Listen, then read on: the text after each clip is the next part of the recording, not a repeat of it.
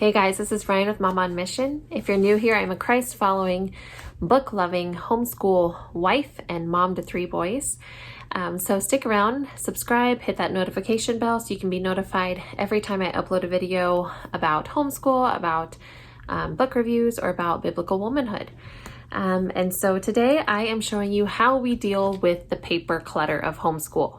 This is probably the most annoying thing about homeschooling to me. So I do not have a homeschool room. I don't have a place where I can just put everything and shut the door. And so this is all, like, basically my homeschool space is my kitchen. We school at the kitchen island. We school at the dining room table. And then I have one bedroom closet that is partially my toddlers and partially homeschool stuff. And then I have a couple things in my pantry, and then everything else has to go on like a baker's rack in our kitchen. And so I don't have room for lots of papers and lots of clutter and lots of stuff. And I'm one of those that, like, visual clutter like makes my eye twitch. I can't function when there's lots of stuff. And so this has been a big battle, but I feel like 2 years ago we kind of started finding like things that worked a little better. Last year went really, really well. We kind of found our groove and how to maintain all of the papers and all of the stuff. And so this year we're just kind of piggybacking off of that. And this system so far seems to be working. So I do use the Christy Clover crate method. If you haven't seen that, I will kind of explain what that is. And so we use just one of those big file crates. Okay, we used to call them milk crates when I was a kid. I don't know if that's still a thing, but that's what my mom always called them. So that's what I always called them. And then I was told they are actually file crates. So, and then we have these hanging folders that we put in there. And we have, so the way we break it down, we kind of have 36 weeks of school. We're year-round homeschoolers, so we kind of spread those throughout the whole year. But we have 36 weeks of like regular full-blown lessons. And so I have 36 of these green folders. Some people do all the color coding and all that stuff, which is great. It's what I had and what I found for cheap, and it's what I did. So each of my boys inside of that folder has a manila folder with their name and then the week number. So we are getting ready to start week number 5 of our school year. Like I said, we're year-round homeschoolers, so we've been in school longer than that, but that is when 5 weeks ago is when we started our new curriculum for the year. So then on Monday, my boys take out their folders. My other son's is right here. They take out their folder and they take out all the papers. So what I had done in the beginning of the school year was all of the consumable workbooks that they had, I went and had the binding cut off. Ones that they were going to be writing in. Now I have some books, like our vocabulary books, that I just don't have them write in at all. I simply have this is another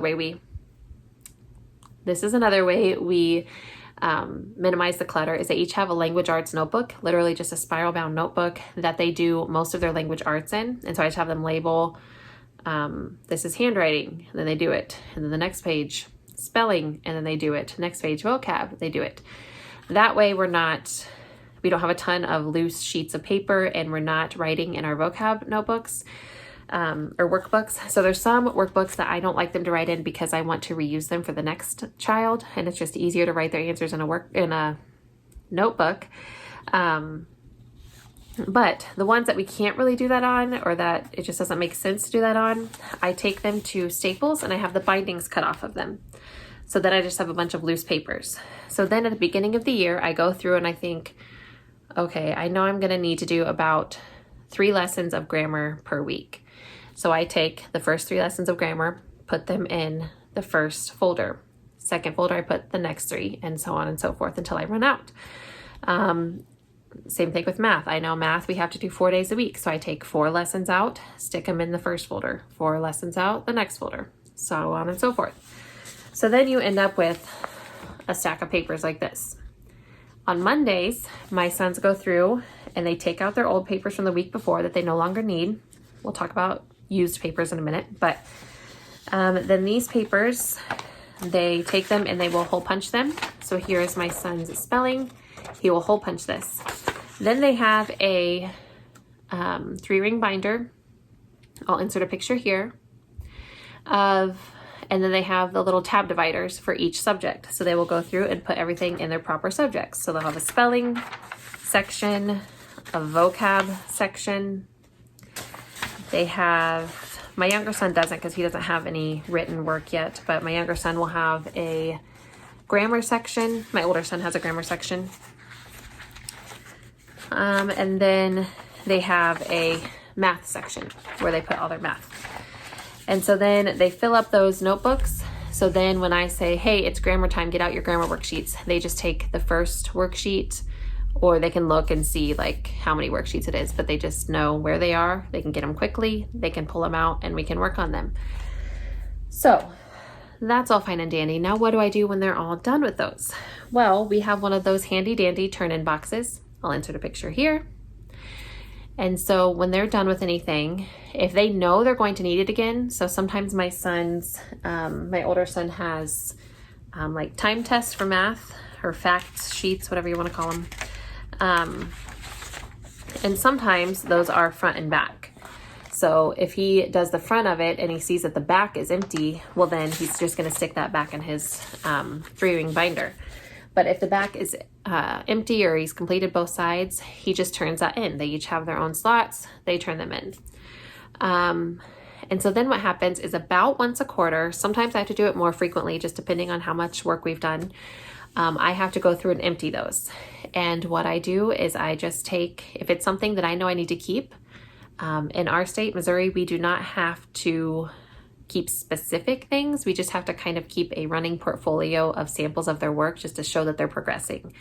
So I keep tests and I keep occasional, for some of our subjects that we don't have tests, I'll just kind of pull random worksheets that I think are important that just show that they've had growth.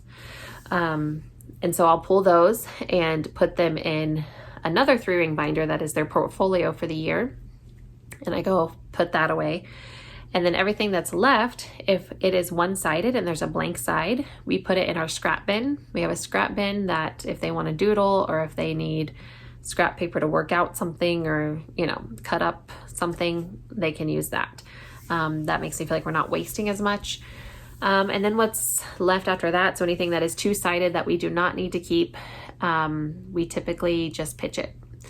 And I used to feel really guilty about that, but I mean, what am I going to do? Keep every little thing and just have 5 million file cabinets? Not going to happen. So the stuff that we have to keep goes in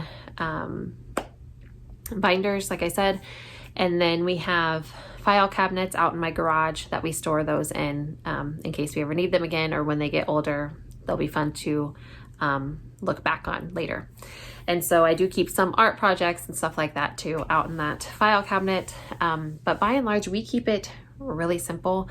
And I know that crate system to some sounds really overwhelming. And when you're sitting there figuring out like, oh my gosh, you're telling me I have to figure out what I'm going to do every week for the next 32 to 36 weeks or whatever.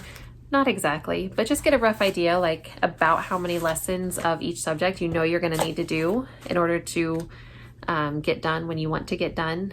Then you know about how many to put into a binder. And if you have to move things around later, then I mean, it's not that big a deal. I know this doesn't work for some people. I love it. And like I said, it helps keep everything a lot more organized and a lot less cluttery with all like paper just stresses me out. But this is the best method we have found, especially since we do not have a homeschool room. Like I said, we have no place to just hide things. So that's the best we've come up with. Let me know down below if you have any amazing methods for dealing with the homeschool clutter, because I am always looking for something to help. So thank you so much for watching. Please subscribe and I will talk to you next time. Bye.